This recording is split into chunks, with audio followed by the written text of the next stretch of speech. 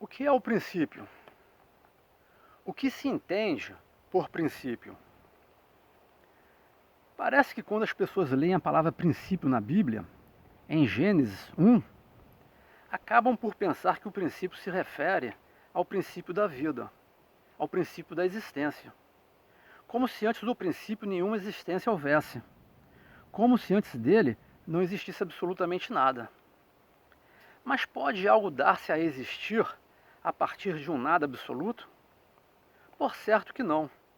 Porque em um nada absoluto não existe substância, não existe essência, não existe pensamento, não existe nada.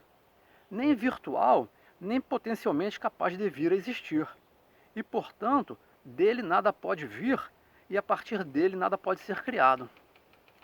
Por isso, se o nada tivesse existido, ele nunca teria permitido a existência. Mas existimos.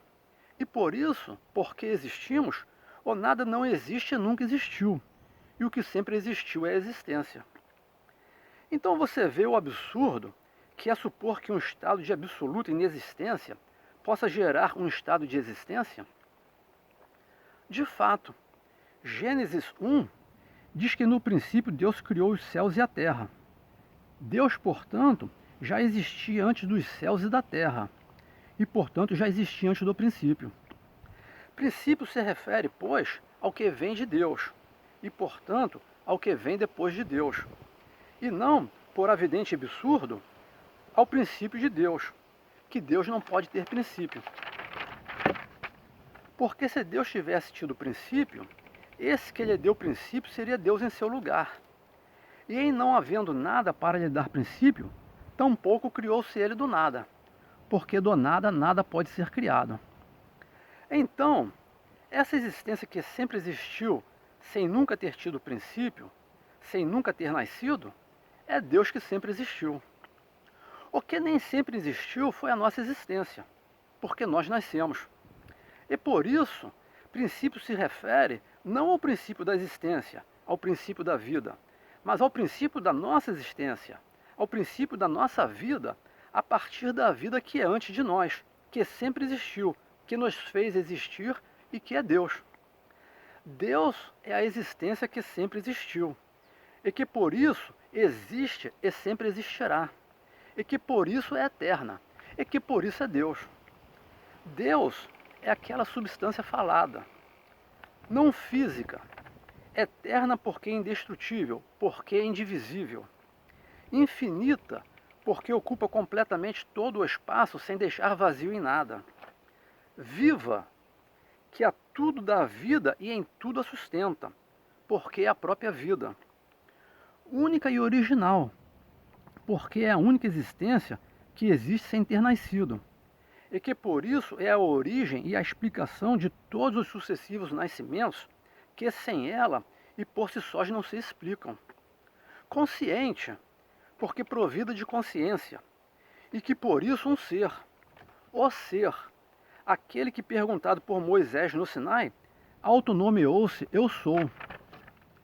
Deus é a existência, é a vida, é a substância, é o ser, que não nasceu e que não é você, porque você nasceu, mas que existe e existia antes de teu nascimento e que te fez nascer.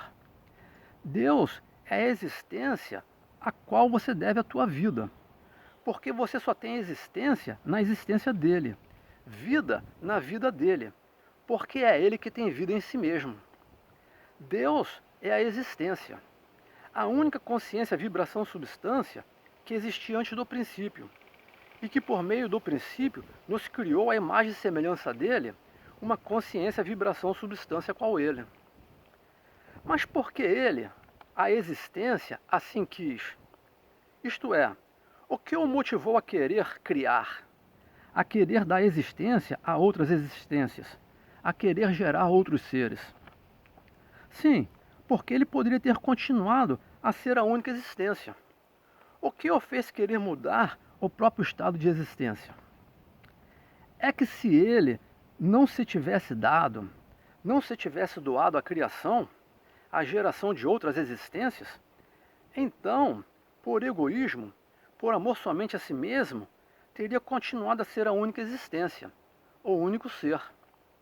Então, em sua perfeição, para não incorrer em egoísmo, em amor somente a si próprio, Deus incorreu no altruísmo, no amor a todos. E a todos os que não existiam, deu de si mesma existência. E deu de si mesma existência a todos, altruisticamente, porque cedeu a sua substância, que é Ele mesmo, para que todos pudessem existir.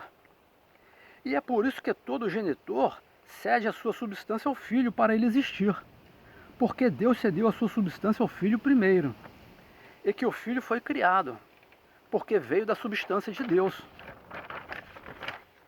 E que todo ato de criar é um ato de amor, porque é um ato de doação do Criador à criação. Porque ao criar, o Criador dá de sua vida a vida da criação. E que assim o faz, porque assim Deus o fez primeiro. Deu de sua vida ao Filho para que ele bebesse da mesma vida e vivesse.